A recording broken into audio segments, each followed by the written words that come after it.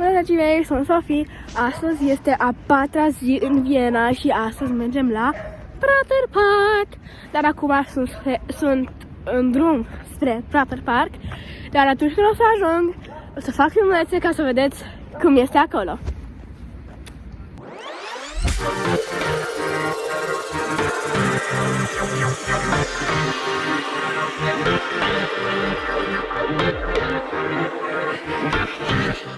Ok, dragii mei, prima atracție este un haunted house circus, dar este în VR și da, mi-a fost puțin frică să merg într-un roller coaster, așa că asta este prima atracție.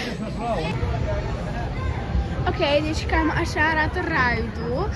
Nu a fost așa de scary, dar la final cineva va veni și va pune mâna, de exemplu, la mine a pus mâna pe capul meu în timpul ride-ului, că era cu VR și n-aveam cum să înregistrez. Și asta te sperie pentru că nu știi cine era, dar de fapt era un employee și am cam speriat, da.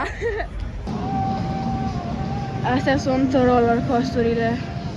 Mamă, câte sunt. Și asta... ok, așa. Cam așa este.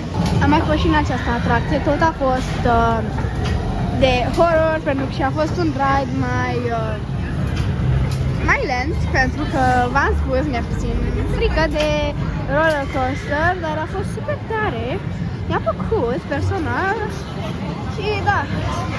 Și am mers odată sus, am coborât și tot așa. Mai sunt câteva secunde acolo și se face anul nou și sunt la un concert! O să vă arăt cum este, dar 20 de secunde și se face anul nou și sunt foarte multe persoane la concert. Este super tare. Sunteți la... Da, ați auzit! 5, 6, 5, 4, 3, 2, 1! A 4-a zi din Viena a fost una dintre cele mai distractive. Cam așa a fost videoclipul de azi. Nu uitați să dați like, share și subscribe. Pa!